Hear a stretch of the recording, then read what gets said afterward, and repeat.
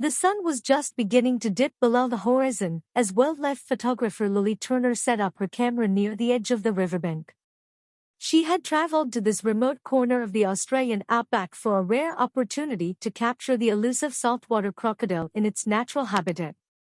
What she didn't know, however, was that she was about to encounter a creature so massive, so terrifying, that her survival would hinge on the most primal instincts.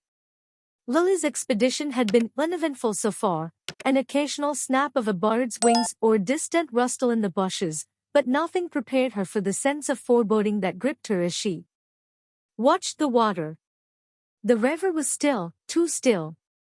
A slight ripple disturbed the surface, but it wasn't caused by the wind. Then, as if in slow motion, a giant head broke the surface. The crocodile that emerged was unlike anything she had ever seen.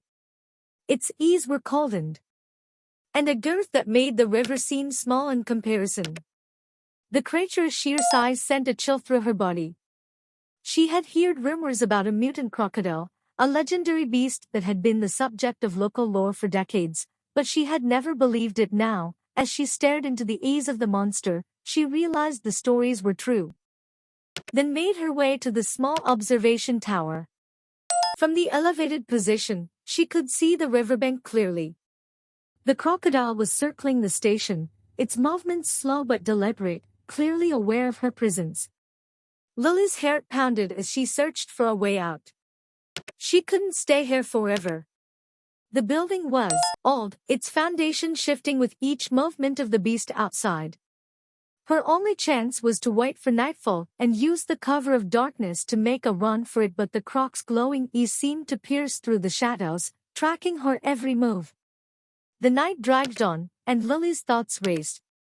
She thought about the stories she had heard, the ones about people who had encountered the giant croc and never made it out alive. She had no choice but to outwit it. As the moon rose high, she gathered her courage. Using a flare gun, Lily created a distraction, firing it high into the air. The flash of light illuminated the air briefly, and in that moment of chaos, she bolted for the river. She knew the croc would be momentarily distracted, but she had no illusion that it would stop its hunt. It was just a matter of time before the giant predator returned. Would she make it?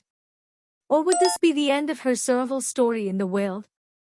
As Lily plunged into the dark, murky waters, her pulse thundered in her ears. Every stroke felt like a. She didn't dare look back. If she did, she knew she would freeze.